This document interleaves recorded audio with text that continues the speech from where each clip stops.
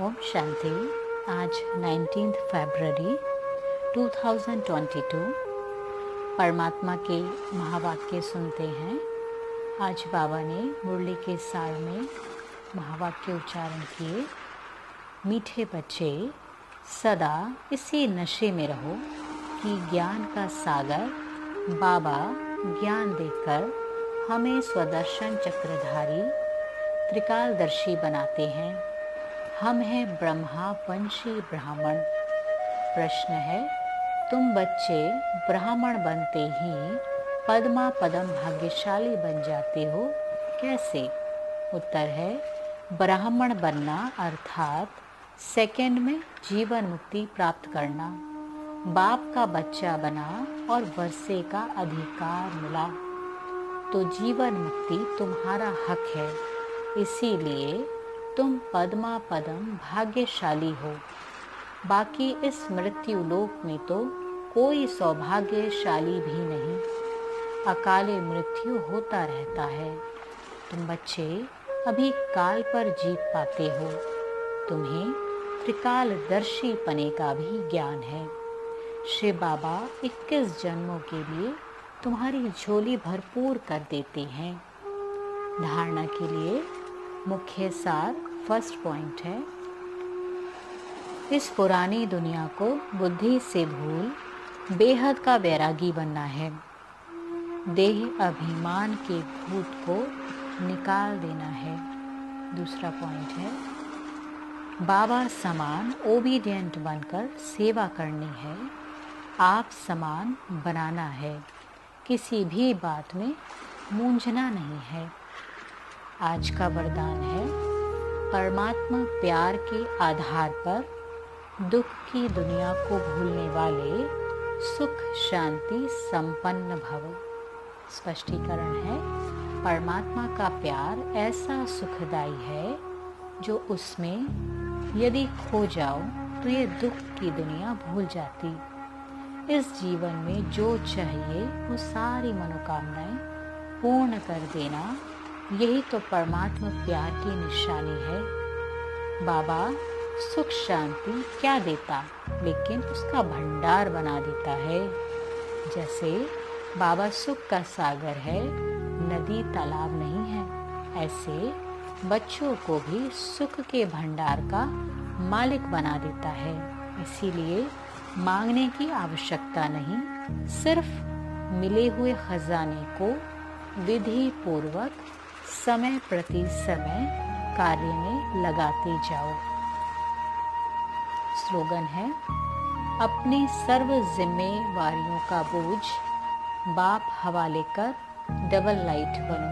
अपनी सर्व जिम्मेवारियों का बोझ बाबा के हवाले कर डबल लाइट बनो। मातेश्वरी जी के अनमोल महावाक्यों के सार में उन्होंने बताया, निराकार परमात्मा की अपनी साकार ब्रह्मा तन में प्रवेश होने की विचित्र ही युक्ति है।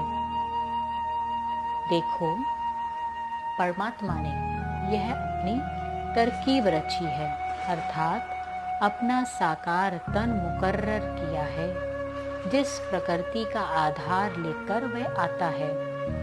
नहीं तो हम साकार मनुष्य आत्माएं निराकार की गोद में कैसे बैठ सकें।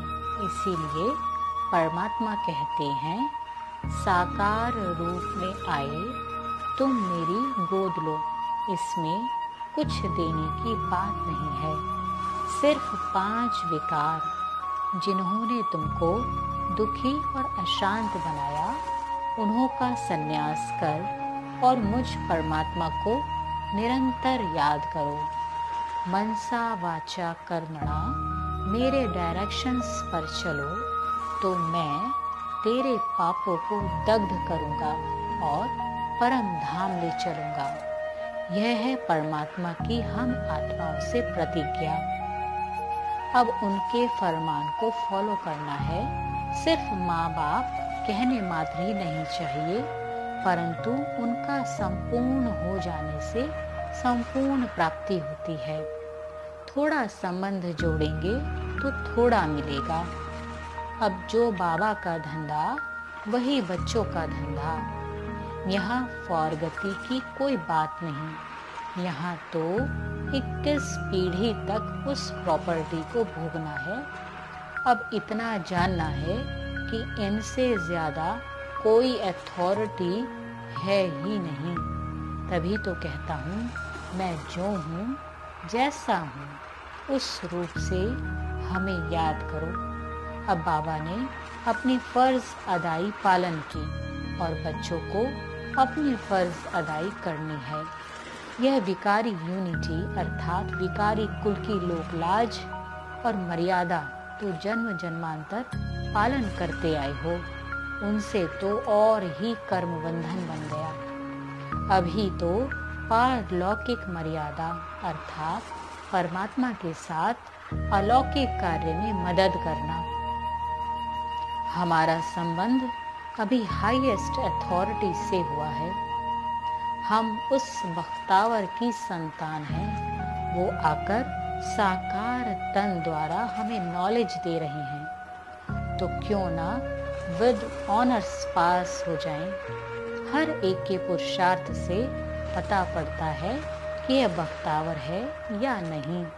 अगर कोई परमात्मा की गोद लेकर दांव लगावे कि हम उनके बच्चे वारिस हैं, फिर जाए फॉरगति दे देवे, तो ऐसे बच्चों को भस्मासुर कहेंगे ना। चढ़े तो ऊंच पद और गिरे तो भस्मासुर हो पड़ते हैं। अब ये याद रखना, किसके साथ हमारा संबंध है, जिस संबंध में आने के लिए खुद देवताएं भी इच्छा करते हैं। अच्छा, ओम शांति।